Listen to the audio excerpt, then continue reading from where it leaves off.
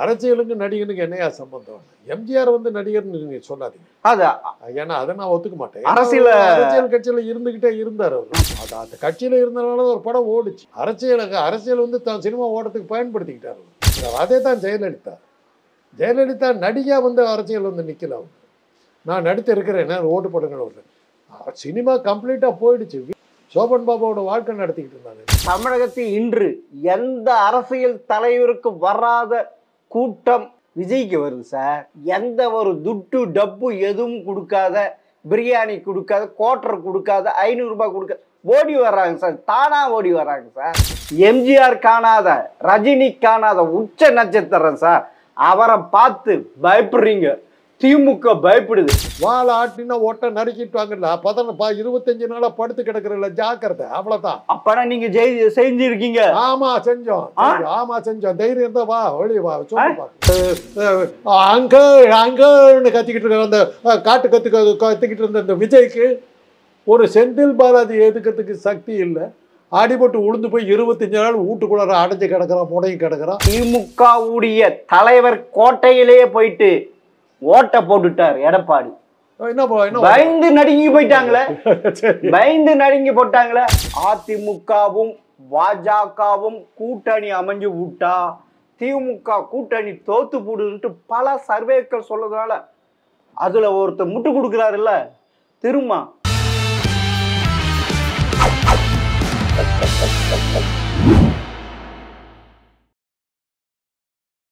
GeM TV நேயர்களுக்கு வணக்கம். அரசியல் ஆடுகள பகுதியில் அரசியல் விமர்சகர் டாக்டர் காந்தராஜ் அவர்கள் சந்திப்பவர்கள். வணக்கம் சார். உலகத்தில் இப்படி ஒரு அரசியல்வாதி பார்த்துருக்கீங்களா விஜய் மாதிரி? நீங்கள் உங்கள் எக்ஸ்பீரியன்ஸில் நீங்கள் நிறைய படிச்சிருக்கீங்க, நல்ல ஹிஸ்ட்ரி தெரியும், நல்லா டேட்டா தெரியும். இப்படி ஒரு அரசியல்வாதி பார்த்துருக்கீங்களா? கிடையவே கிடையாது. கிடையவே கிடையாது. பார்த்தவே பாருங்க. அது சந்தேகமே வரும். விஜயனுடைய அரசியல் அவருக்கே தெரியாத அரசியல். அது எப்படி நான் சொல்றேன்? அவர் என்ன பண்றாருன்னு அவருக்கே தெரியாத ஒரு விஷயம். தெரியலையா? தெரியாம இருக்கிறவர் அவருக்கே தெரியாத ஒரு அரசியலை பத்தி நான் எப்படி பேச முடியும் சார்? எந்த உலகமே இருண்டு விழுந்தாலும் சரி, உடைஞ்சாலும் சரி, நான் வெளிவர மாட்டேன் அப்படின்ட்டு செப்டம்பர் 27 பிறகு இன்னும் வீட்டிலேயே இருக்கிறார் சார். பார்த்துருக்கீங்களா? மக்கள் அவ்வளவு ஆதரவு இருக்கு. அந்த தைரியம் சார். இப்படி ஒரு அரசியல்வாதி பார்த்துருக்கீங்களா? சொல்லுங்க பார்க்கலாம். நிறைய பேர் இருந்தாங்க. அது உங்களுக்கு தெரியலங்கிறது வேற விஷயம். முத்துராமலிங்க தேவர் இருந்தார். முத்துராமலிங்க தேவர் அருப்புக்கோட்டையில் வந்து வேட்புமனு தாக்கல் பண்ணுவார். தாக்கல் பண்ணுறது கூட கையெழுத்து போட்டு ஃபார்ம் அமைச்சிருவார். அவங்க தான் இது பண்ணுவாங்க. அவரே போக மாட்டார். அந்த விதிமுறைகளுக்கு இது பண்ணி போய் இது பண்ணுவார். ஆமாம், கொடுத்துருவார். அதுக்கப்புறம் தொகுதி பக்கமே போக மாட்டார் சார். ஆமாம், போகவே மாட்டார். ஏற்று நின்று டெபாசிட் கிடைக்கும். அந்த முத்துராமலிங்க தேவருடைய ஆசீர்வாதம் பெற்றதா சொல்லி தான் எம்ஜிஆர் அதே அருப்புக்கோட்டையில் நின்றார். தேர்தலுக்கு அவர் போகலை. விஜயெல்லாம் இன்னைக்கு நீங்க பேசுறீங்க. அன்னைக்கு அவர் என்ன பண்ணார் தெரியுமில்ல? எம்ஜிஆர் அருப்புக்கோட்டையில் பிரச்சாரத்துக்கு போகல. அவர் கட் அவுட்டை வச்சு ஜீப்பில் வச்சு கொண்டு போயிட்டாங்க. ஓட்டு போட்டு ஜெயிக்க வச்சுட்டாங்க. அப்போனா தமிழக மக்கள் அவ்வளவு முட்டாளுங்க. அதுக்கு நான் என்ன அடிமைங்க. அவ்வளவுதான். அவ்வளவுதான். சினிமா அடிமைங்க. அவ்வளவுதான். அவ்வளவுதான். இனி திருத்தவே முடியாது. ஒன்றும் பண்ண முடியாது. எதுவுமே பண்ண முடியாது. நாங்கெல்லாம் பார்த்து ஏற்றி விட்டது தானே. நாங்க தானே காரணம். ஏற்றி விட்டது. இந்த மண்ணுடைய ஜீன் நடிகர் பின்னாடி போறது. நடிகர் பின்னாடி தமிழகத்திலேயே உலகத்திலே எங்கேயாவது நடக்குதா இந்த கூத்து? இது தமிழ்நாடு, ஆந்திரா 2 ஸ்டேட். ஆந்திரா கூட பரவாயில்ல, அவன் திருந்திட்டான் சார். அதே என்டி ராமராவ 3வது வாட்டி தோக்கடிச்சு அமைச்சான் சார். இங்க தோக்கடிச்சு. ஆமா, தோத்தாரு என்டி ராமராவ். தொடர்ந்து ஜெயிக்கலையே எம்ஜிஆர் மாதிரி. தெரியுங்களா? அரசியலுக்கு நடிகனுக்கு என்னையா சம்பந்தம்? எம்ஜிஆர் வந்து நடிகர்னு நீங்க சொல்லாதீங்க. ஏன்னா அதை நான் ஒத்துக்க மாட்டேன். அரசியல் கட்சியில இருந்துகிட்டே இருந்தார் அவர். ஆமா, காங்கிரஸ் சினிமாக்காரராகவும் இருந்தார். இன்னும் சொல்ல போனா தன் படங்கள் ஓடுறதுக்கு அரசியலை பயன்படுத்தினார் அவர். திமுக தொண்டை வந்து ஒரு படத்தை ஓட்டணும். அந்த படத்துக்கு அந்த குப்பைகளை எல்லாம் ஓட்டணும். அது அந்த கட்சியில இருந்தனால ஒரு படம் ஓடிச்சு. அரசியல் வந்து தான் சினிமா ஓடுறதுக்கு பயன்படுத்திக்கிட்டார். அது அது அது அதுக்கு ஆதாரம் என்னன்னா நம் நாடுன்னு ஒரு படம் வந்தது, திமுக ஆட்சிக்கு வந்த பிறகு அந்த படம் வந்தது. அதில் என்னன்னா ஆளுங்கட்சியை வந்து எதிர்த்து நிற்கிற கதாநாயகன் ரோல் அது இருக்கு. திமுகவே விமர்சனம் பண்ணுற மாதிரி இருந்தது அந்த படம். தெலுங்குலையும் ஹிந்திலையும் சூப்பர் ஹிட்டு, தமிழில் சூப்பர் அடி ஓடல. சரியா அதாவது சூப்பர் ஹிட்னு அவங்க ஆளுங்க எடுத்துடுவானுங்க, பெரிய வெற்றி, அந்த ஊரில் 5 தேட்டரில் 100 நாள் ஓடிச்சு ஏதோ எழுதுவானுங்க. எம்ஜிஆர் படத்துக்கு வர வேண்டிய வசூல் அந்த படத்துக்கு வருது. 100 கோடி ரூபா வசூல் ஆகுனாக்கா அந்த படத்துக்கு 50 கோடி தான் வசூல் ஆச்சு. அப்படி வந்தாலே எம்ஜிஆர் படம் தோல்வின்னு தான் அர்த்தம். அது மாதிரி அதாவது என்ன சொல்ல வர்றேன்னா, அரசியலை வந்து கட்சி தன்னுடைய படத்தை ஓட்டுறதுக்கு அவர் பயன்படுத்தினார். அவர் அரசியல்வாதியாக தான் இருந்தார். அதே தான் ஜெயலலிதா. ஜெயலலிதா நடிகையாக வந்து அரசியல் வந்து நிற்கல. அவங்க நான் நடித்து இருக்கிறேன், என்ன ஓட்டு போடுங்க. ஒரு சினிமா கம்ப்ளீட்டாக போயிடுச்சு. வீட்டில் உட்காந்துக்கிட்டு இருந்தாங்க, ஒரு 2 வருஷம் சும்மா கிடந்தாங்க. சோபன் பாபாவோட வாழ்க்கை நடத்திக்கிட்டு இருந்தாங்க. திருப்பி அந்த மாதிரி வீட்டில் கிடந்த ஒரு பொண்ணை வந்து அரசியலை கூப்பிட்டு வந்து சத்துணவு அமைப்பாளர் சொல்லி அரசியல்வாதியாக தான் எம்ஜிஆர் அவர் அறிமுகப்படுத்தினார். அரசியல்வாதி ஜெயலலிதாவுக்கு தான் ஓட்டு போட்டோம். நடிகை ஜெயலலிதாவுக்கு ஓட்டு போடல. அதனால் நீங்கள் சொல்கிற குற்றச்சாட்டை நம்ம ஒரேடியாக ஒத்துக்க முடியாது. அவ்வளோ கேவலமான இனமாங்கிறத நான் ஒத்துக்க முடியாது. தமிழர்களுக்கு கேவலமான இனம் கிடையாது, அவனுக்கு ஒரு தனித்த ஒரு குணம் கிடையாது. பைத்தியக்காரங்க தமிழகாரங்க. மற்ற விஷயத்தை பற்றி நான் பேச வரல. இந்த ஒரு விஷயத்தை நீங்கள் சொல்றதுக்கு நான் மாறுபட்ட கருத்து சொல்றேன். இல்லை, தமிழகத்தில் இன்று எந்த அரசியல் தலைவருக்கு வராத கூட்டம் விஜய்க்கு வருது சார். எந்த ஒரு துட்டு டப்பு எதுவும் கொடுக்காத, பிரியாணி கொடுக்காத, கோட்டர் கொடுக்காத, 500 ரூபாய் கொடுக்க ஓடி வர்றாங்க சார். தானா ஓடி வர்றாங்க சார். அப்படி ஒரு தலைவரை உங்க பிறப்புல பார்த்துருக்கீங்களா? கிடையாது. மக்கள் எப்படி கூட்டம் வருது பார்த்தீங்களா? ஸ்டாலினுக்கு பாருங்க, வயசான கிழமை தான் வருவாங்க. எடப்பாடிக்கு அப்படிதான் வர்றாங்க. ஆனா விஜய் உதயநிதிக்கே அப்படிதான் வர்றாங்க. இங்க பாரு, இளம் பட்டாளமே வருது, ஜென்ஸி வருது. கரெக்ட். பாத்தீங்களா? அந்த திமிர்ல இருக்கிறார் சார்.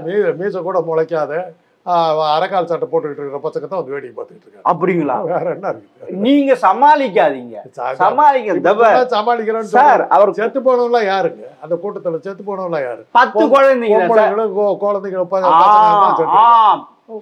வெடல பசங்க வேடிக்கை பார்க்க வந்த கூட்டம் அவ்வளவுதான் வந்திருக்கு. இல்ல, தமிழகத்தில் ஆண் வாக்காளர்கள் விட பெண் வாக்காளர் அதிகம். அது மனசுல வச்சுக்கிங்க. அந்த லேடிஸ் வந்தாங்கன்னு சொல்லாதீங்க, அது மனசுல வச்சுங்க. பெண்கள் நினைத்தால் எதையும் சாதிக்கலாம். புரியுதுங்களா? பெண் சிரிச்சா போச்சு, போவேலை விரிச்சா போச்சு, வச்சுக்கிங்க மனசுல. உங்களுக்கு நான் சொல்ல வேண்டியதா இருக்கு. அந்த பெண்கள் கூட்டம் விஜய்க்கு வர்றாங்க சார், ஜென்ஸி வர்றாங்க சார். ஏன் பயப்படுறீங்க? ஏன் பயப்படுறீங்க? திமுக பயப்படுது, தொட நடுங்குது. யாரை எதிர்த்து வர்றாங்க? யாரை எதிர்த்து வர்றாங்க? யாரை எதிர்த்து வர்றாங்க? அவங்க எதுக்குறது யாரு? யாரு? அந்த பெண்கள்லாம் விஜய் கூட சேர்ந்துட்டு யாரை எதுக்குறாங்க?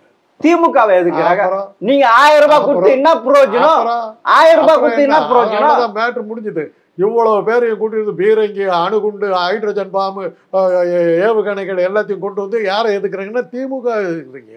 திமுக அவ்வளவு வலுவா இருக்குதுன்னு அர்த்தம். அவ்வளவு வலுவா இருக்குதா? அவ்வளவு பெண்களையும் அவ்வளவு சின்ன பசங்களையும் கூட்டிட்டு வந்து 41 பேரை கொண்டு துவம்சம் பண்ணி எல்லாம் பண்ணிட்டு இவ்வளவு ஒரு படத்துக்கு 150 கோடி ரூபா வாங்குற ஒரு ஆசாமி வந்து யாரை எதுக்குறாருனாக்கா சினிமாவில நடிக்காத ஸ்டாலின் எதுக்குறாரு. இவ்வளவு சினிமால நடிக்காத ஸ்டாலினா? சினிமால நடிச்சதுல நான் கூட தான் குறிஞ்சி மலர்னு ஒரு டிவி சீரியல் நடிச்சார் சார். நான் கூட தான். அது வேலைக்கு போல நான் கூட தான் நடிச்சிருக்கேன். வேலைக்கு போல மக்கள் ஏத்துக்கல. நான் நடிகனா? நான் கூட தான் நான் கேக்குறத இதுன்ட்டு அவர் நடிகராங்க. இன்னும் சொல்ல போனா நான் நடிச்ச படங்கள் 4மே சூப்பர் ஹிட் படங்கள். நீங்க கதாநாயகனா? அவ்வளவுதான். நீங்க வில்லனா? அவ்வளவுதான். நீங்க வில்லனா இருந்தீங்களா? வில்லன் கருப்பாய் பிசைன்ல ஏதாவது நடிச்சிருக்கீங்களா? விஜய் நடிச்சிருக்காரா? அவர் நடிக்கல சார். அவர் கஷ்டப்பட்டு மேல வந்தார் சார். கஷ்டப்பட்டு மேல வந்தார் சார். நாடகத்தில் நடிச்சாரு, நடிச்சாரு சார். நியர்பை சிந்தி அப்பா படம் எடுத்தாரு.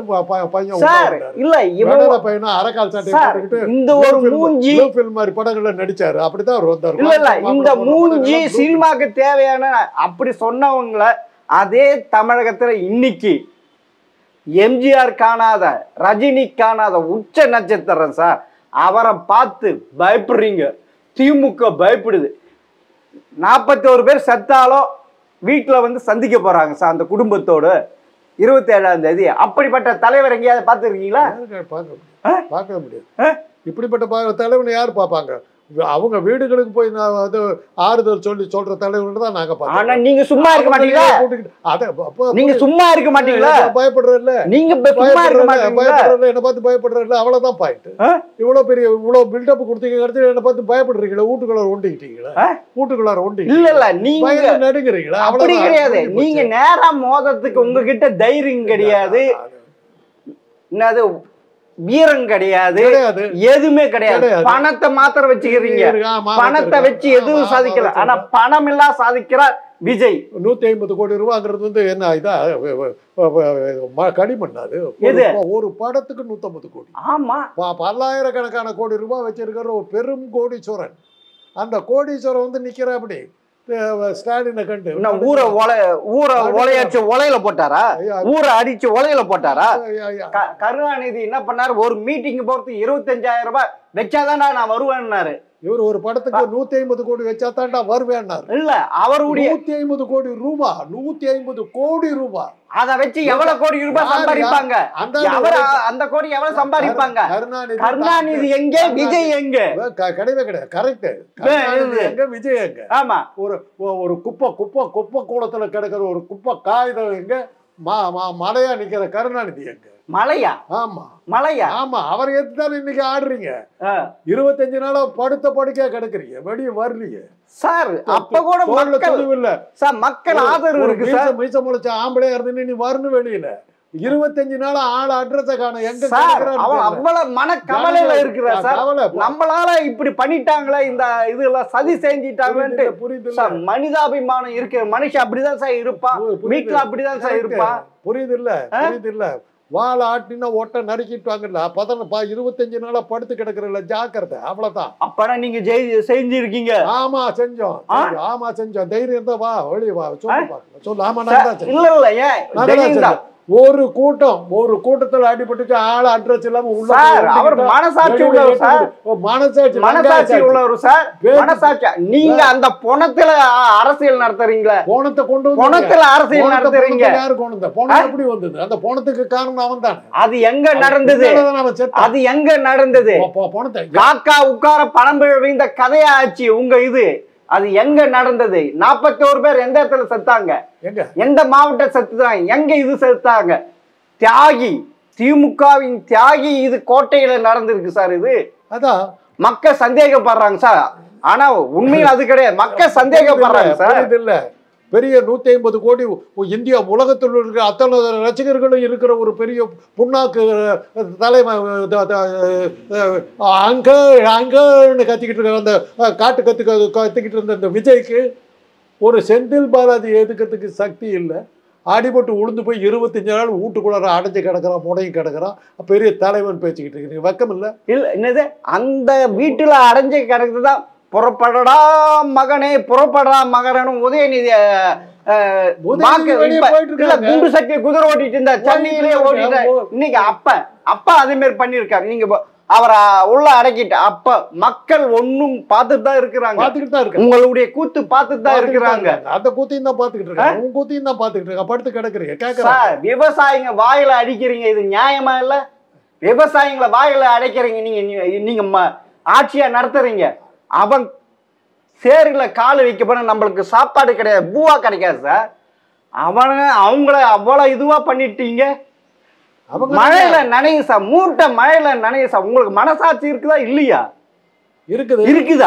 அது அவங்க பாத்துக்கிறாங்க. அவங்க பாத்துக்கிறாங்க. யாரு பாத்துக்கிறது? விவசாயிகளுக்கு தெரியும். உங்களுக்கு அதை பத்தி கவலை சார். விவசாயி கண்ணீர் வடிக்கிறாங்க சார். தெரியாத ஆளு நீங்க எல்லாம் அதை பேசுறதா? மண்டுகிட்டு போய் நின்று இருக்கீங்களா? நீங்க என்னைக்கா ஏறு உழுது இருக்கீங்களா? ஒரு சீர உழவு, இரு சீர உழவுங்கிறதால உங்களுக்கு என்னன்னு தெரியுமா? கலப்ப பாத்துருக்கீங்களா? நீங்க கலப்ப தெரியுமே சார். நாங்க நவீன உலகத்தில் இருக்கோம் சார். நவீன உலகத்தில் இருக்க தமிழ்நாடு டிராக்டர்ல மாட்டு தெரியுமா உங்களுக்கு? விதை விதைக்கிற இது எந்திரம் இருக்குது தெரியுமா? சிங்கிள் மோட்டர் போட்டிருக்கிற டிராக்டர் இருக்குது தெரியுமா உங்களுக்கு? ஹேண்ட்மேடு ஹேண்ட் மேனுவலா நடத்துற ஹேண்ட் டிராக்டர். சரி, எங்களுக்கு தெரியும். ஒரு கண்ணாடி இதெல்லாம் உங்களுக்கு அந்த படத்துல நடிச்ச ஹீரோவுக்கு தெரியுமா நீங்க சொல்றதெல்லாம்? கோயம்புத்தூர் மாப்பிள்ளை நடிச்ச ப்ளூ ஃபில்ம் நடிச்ச ஹீரோவுக்கு தெரிஞ்சிருக்கும், எங்களுக்கு தெரியாது சார். தெரியும் சார். எடப்பாடி அங்க போன உடனே இவங்க டப்பா கிழியுது, டப்பா கிழியுது. என்னதுங்க தாவேகா கூட எடப்பாடி கட்சியில வந்து தூக்கிக்கிட்டு இருக்காங்க சார். டப்பா கிழியல. ஆமா சார். இவருக்கு வேஷ்டி கிழிஞ்சு போச்சு. இல்ல வேஷ்டி கிழிஞ்சு போச்சு. பாவம் சார் விவசாயிங்க. மழையில மூட்டை நனைய சார். அவங்க காசு சிந்தி, வேர்வை சிந்தி, ரத்தம் சிந்தி உழைச்ச காசு சார். திமுகவுடைய தலைவர் கோட்டையிலேயே போயிட்டு ஓட்ட போட்டுட்டார் எடப்பாடி. பயந்து நடுங்கி போயிட்டாங்களே, பயந்து நடுங்கி போட்டாங்களே. இல்லை, உங்களுடைய ஆட்சியை விட எங்களுடைய ஆட்சி அதிகமாக நிலப்பரப்பில் விவசாயம் செஞ்சிருக்கிறோம், அறுவடை செஞ்சிருக்கோம். டப்பா விட்டீங்க, ரீல் விட்டீங்களே, அவங்க நெல் மூட்டை வாங்க வேண்டியது தானே. அப்பா அவர் நாத்தான் உடஞ்சி எடுத்து காமிச்சா, உங்க ஆட்சியில 3 சென்டிமீட்டர் வளர்ந்தது, எங்க ஆட்சியில 1 சென்டிமீட்டர் தான் வளர்ந்துருக்குன்னு சொல்றாங்க சார். தெரியல அது என்னது 1 சென்டிமீட்டர் இது என்னது? இது இது என்ன இது வளர்ந்துருந்தாங்க மூட்டையில நெல்லு நாத்தா வளர்ந்தது. உங்க ஆட்சியில 3 சென்டிமீட்டர் உயரமா வளர்ந்தது, எங்க ஆட்சியில 1 சென்டிமீட்டர் தான் வளர்ந்துருக்கு அப்படின்ட்டு ஆன்சர் கொடுக்குறீங்களா சார்? அது உங்களுக்கு புரியலன்னு என்ன பண்ணுங்க? உங்களுக்கும் விவசாயத்துக்கு என்ன சம்பந்தம்? பருப்பு சோறு திங்கிற ஆளுக்கு என்ன சம்பந்தம்? உங்களுக்கு என்ன தெரியும்? அந்த விவசாயத்தை பார்த்துருக்கீங்களா? அந்த நெல்லில் எப்படி வருங்க உங்களுக்கு தெரியுமா? நெல் கொள்முதல்னா என்னன்னு தெரியுமா? நெல் கொள்முதல் எதுக்காக இது பண்றாங்கன்னு தெரியுமா? அடிப்படை ஞானமே இல்லாத உங்ககிட்ட நான் எப்படி பதில் சொல்ல? இல்ல நான் கேட்கிறேன், அந்த நெல் கொள்முதல் யாருக்காக செய்யறீங்க? மத்திய அரசு வச்சிருந்தா கூட, பாதுகாக்கப்பட்ட கிடங்களை வச்சிருந்தா கூட ஈரப்பதம் வந்ததுன்னா நெல் முளைக்கத்தான் செய்யும். முளைக்கலன்னாக்க விவசாயமே நடக்காது சார். வேணாம் சார், வேணாம் சார். விவசாயம் பாவத்தை உங்க சும்மா விடாது சார், உங்க சும்மா விடாது சார். நீங்க வாத தப்பிக்கல சார். பழனிசாமின்னு பேர் வாங்கினார் சார். அவர் பழனிசாமின்னு வாங்கினார். அந்த ரெட்டை இலை வந்து மக்கன இலையோ குப்பை இலையோ குப்பை கூலமா மக்கி போன இலையா மாறினதுக்கு காரணம் விவசாயிகள் அவர் வயிற்றுல அடிச்சதான், பழனிசாமி அடிச்சதான் காரணம் சார். யாரு விவசாயிகள் வயிற்றுல அடிச்சது? பழனிசாமி. பத்து தோல்வி பழனிசாமி. ரெட்டை இலைய 3 தேர்தல்ல தோல்வி நிக்காம புறமுதுகிட்டு ஓடுன பழனிசாமி. அவர் ஆட்சியில தான் நடந்தது. பழனிசாமி பழனிசாமி எடப்பாடி பழனிசாமி எடப்பாடி பழனிசாமி எடப்பாடி பழனிசாமி எடப்பாடி பழனிசாமி எடப்பாடி பழனிசாமி எடப்பாடி பழனிசாமி எடப்பாடி பழனிசாமி. ஸ்டாலின் அந்த எது தஞ்சை விவசாய மண்டலத்துல காவு கொடுக்க பார்த்தார் சார். மீத்தேன்ல கையெழுத்து போட்டார் சார். அங்க மீத்தேன் எடுத்து வர. ஆனா இவர் தான் பாதுகாப்பு மண்டலம்ட்டு அவருடைய ஆட்சி முதல்வரா இருக்கிறப்ப செஞ்சார் சார். அவர் இதுதான் சார். அவர் பேருல தான் மேற்கு தொடர்ச்சி மலையில வந்து குகையெல்லாம் வெட்டி அணுகுண்டு செய்யறது, கதிர்வீச்செல்லாம் வர ஆராய்ச்சி சார். அது ஆராய்ச்சி. நீங்க அந்த மண்ணில் பிறந்தவர், உங்கள் தந்தை திரு கருணாநிதி உங்க மூதாதையர் அந்த மண்ணில் பிறந்த தஞ்சாவூரை விவசாய மண்டலத்தை அழிக்க பார்த்தீங்களா? அதுவா இப்ப முதல்வரா இருப்ப ஹைட்ரஜன் எடுக்கிறதுக்கு பர்மிஷன் கொடுத்தாங்க மத்திய அரசு. அப்ப என்ன சார் பண்ணீங்க? கொடுக்க முடியாது. கொடுக்க முடியாத நீங்க கொடுக்க முடியாதுன்னு சொல்லி இருந்தா அவங்க டெண்டரே உண்டிருக்க மாட்டாங்க. எப்படி வந்தது? எங்க வந்தது? எங்க? ஆமா வந்தது. அப்புறமா தான் அந்த விவசாயிகள் போராடி தடுத்தீங்க.